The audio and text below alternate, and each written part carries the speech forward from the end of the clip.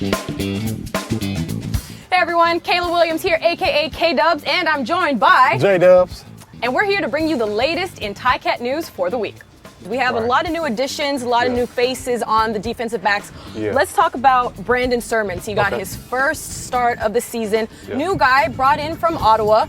Talk about what he brings to the dynamic of the defensive squad. First of all, we talked about his pedigree, right? He's got a little bit of a CFL pedigree, spent some time with the Ottawa Red Blacks, right? But he got thrown into the fire, right? It was his first game, and I think he performed admirably for the game against Saskatchewan. He's a UCLA kid, so he's from California, right? So he's used to playing that high product competition. And like I said, he did extremely well. He's got a real long gait, which serves him well on a field this size. Like he can get out, he can glide, he can run around. I was happy with his performance. Oh, absolutely. And I think, you know, although it's just one game, I think that was a really promising performance we saw out of Brandon this week. So we'll see as the weeks go on how much more he can add to the defense for sure. Absolutely. Speaking of new additions too, we also picked up an international D-back in Cassius Vaughn. Now, Vaughn comes from the NFL. He brings 6 years of NFL experience. What this new, you know, NFL vet brings to the table here in Steeltown is yet to be seen, but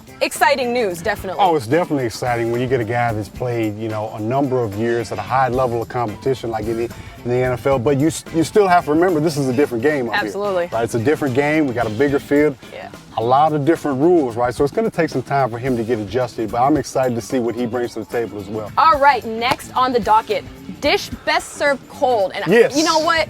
That just has to, we got to bring up our man, John Chick. Big John. Big John. And boy, did he step up for his new team against his former team. So obviously Chick being a longtime Rough Rider, but now first year Ticat, obviously excited to play his old teammates.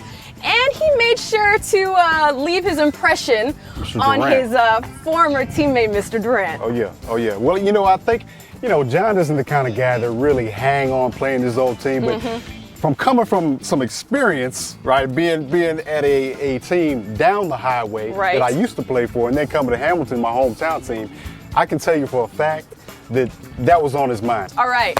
Onward to Cowtown. All right, so the boys are picking up. We are traveling west. We face Calgary, Bo Levi Mitchell, and the Stampeders. What can we expect? Stampeders have not lost at home yet this season. So how do we go in, taking this momentum from our strong win, and go in there and create an upset? Well, you talk about Calgary, and a lot of people are calling Calgary the best team in the CFL right now, right?